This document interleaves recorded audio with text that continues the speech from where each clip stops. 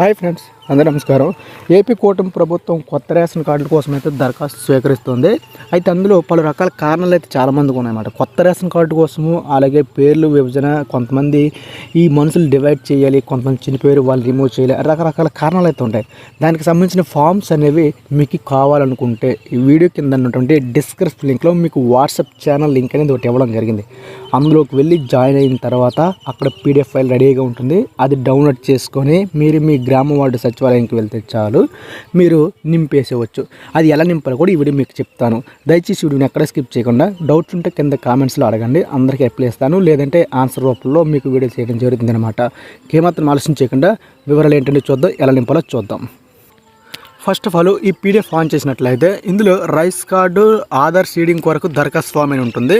అలాగే ఇలా మీరు కింద స్క్రోల్ చేస్తూ వచ్చినట్లయితే మనకు రకరకాలుగా ఫామ్స్ అంటూ ఉంటాయి. చూడండి, ఇక్కడ ఇలా మొత్తం చూస్తే రైస్ కార్డు అడ్రస్ మార్పిడి కోసమని, అలాగే ఇక్కడ చూస్తే రైస్ కార్డు కొరకు కొత్త రైస్ కార్డు కోసం దరఖాస్తు అని, ఇలా రకరకాల మీకు ఏది కారణమవుతుందో అదన్నీ మీకు నింపుకోవాల్సి ఉంటుంది ఒక్కో ఫామ్లో. నేను ఉదాహరణకు ఒక కొత్త రేషన్ కార్డు నింపే విధానం మీకు చెప్తాను చూడండి. ఇక్కడ ఏంటంటే ఫస్ట్ ఆఫ్ ఆల్ కొత్త రేషన్ కార్డు కోసం అయితే ఇక్కడ ఈ విధంగా ఫామ్ ఉంటుందన్నమాట. కుటుంబ పెద్ద వివరాలు అని ఉంటుంది. ఆ కుటుంబ పెద్ద వివరాలు మీరు నింపాల్సి ఉంటుంది అనమాట. ఇక్కడ చూడండి, ముఖ్యంగా చూస్తే మీ ఇంట్లో ఎవరైతే అభ్యర్థి ఉంటారో, అంటే ఇంట్లో మొదటిగా పెద్దవారు ఉంటారు కదా, వారి పేరు అనేది మీరు ఇక్కడ మెన్షన్ చేయాల్సి ఉంటుందన్నమాట. వారి పేరు రాయాలి. అలాగే వారి యొక్క తల్లి లేదా తండ్రి, భర్త, కొడుకు ఇవి ఎవరితో ఏ సంబంధం కలిగి ఉన్నారో వారి పేరు ఇక్కడ రాయాల్సి ఉంటుంది. ఇక్కడ ఎవరైతే ఇంటి పెద్ద ఉంటారో వారి యొక్క ఆధార్ కార్డు నెంబర్ ఇక్కడ వేయాల్సి ఉంటుంది. ఇక్కడ రైస్ కార్డు మీకు కొత్త దరఖాస్తు చేస్తున్నారు కాబట్టి రైస్ కార్డు నెంబర్ అనేది ఇక్కడ వేయాల్సిన అవసరం లేదు. ఒకవేళ పాతది ఉన్నట్లయితే పాతది రాయొచ్చు, దాని ప్లేస్ కొత్తది తీసుకుంటున్నారు కాబట్టి మీకు వస్తుంది. పాతది ఉంటే పాతది రాయొచ్చు, లేదంటే అక్కడ కొత్తది కాబట్టి ఏ నెంబర్ ఉండదు కాబట్టి ఇక్కడ దీని ప్లేస్లో ఫోన్ నెంబర్ ఉంటుంది. ఫోన్ నెంబర్ ఇంపార్టెంట్ ఉంటుంది. అలా కిందకు వచ్చినట్లయితే ఎవరైతే ఇంట్లో పెద్దవారు ఉంటారో వారిది యొక్క లింగం, అంటే వారు ఆడవారు మగవారు అనేది ఇక్కడ రాయాల్సి ఉంటుందన్నమాట. అలా వచ్చినట్లయితే ఇక్కడ కొంత ప్లేస్ చూడండి, ఫోన్ నెంబరు ఎవరైతే ఉందో అభ్యర్థులు, ఇక్కడ అభ్యర్థి చదువు ఏం చదివారు అనేది ఇక్కడ మీరు మెన్షన్ చేయాల్సి ఉంటుందన్నమాట. అలాగే వారు ఏ కులము, ఎస్సీ, ఎస్టీ, బీసీ, ఇతర వర్గాలు అనేది ఇక్కడ రాయాల్సి ఉంటుంది. వారు ఏం పని చేస్తున్నారు, వ్యవసాయం అయితే వ్యవసాయం రాయండి, ఉద్యోగం అయితే ఉద్యోగం రాయండి.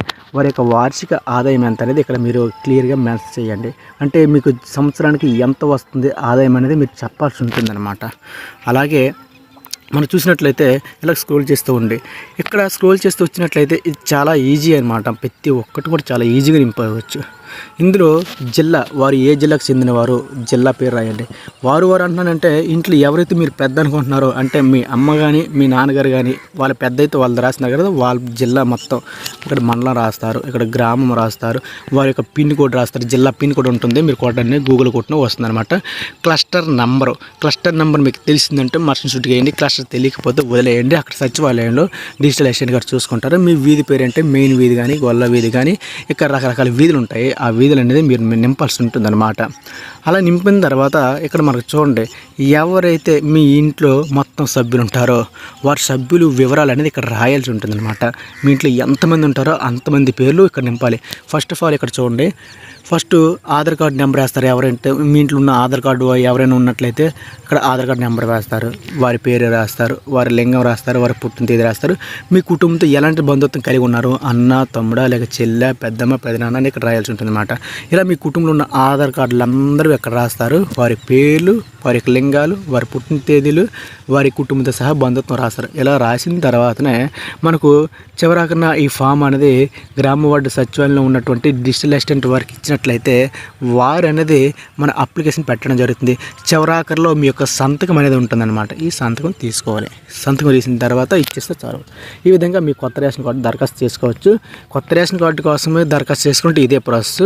అలాగే మిగతా అప్లికేషన్స్ ఉంటారన్నమాట. సభ్యుల్లో మార్పులు చేర్పులు అనేది సేమ్ ఇలాగే ఉంటుందన్నమాట. మొత్తం కొత్త ప్రొసీజర్ అంట ఇలా రాయాల్సి ఉంటుందన్నమాట. ఇలా రాస్తే కనుక ఖచ్చితంగా మీ యొక్క ఫామ్ అనేది తీసుకుంటారనమాట. సో మరిన్ని అప్డేట్స్ కోసం ఛానల్ డైలీ ఫాలో అవుతూ ఉంటుంది. అలాగే ఈ వీడియో కింద డిస్క్రిప్షన్ లింక్లో మీకు మొత్తం 5-6 రకాల ఫామ్స్ అయితే ఇవ్వడం జరిగింది. దాన్ని డౌన్లోడ్ చేసుకోండి.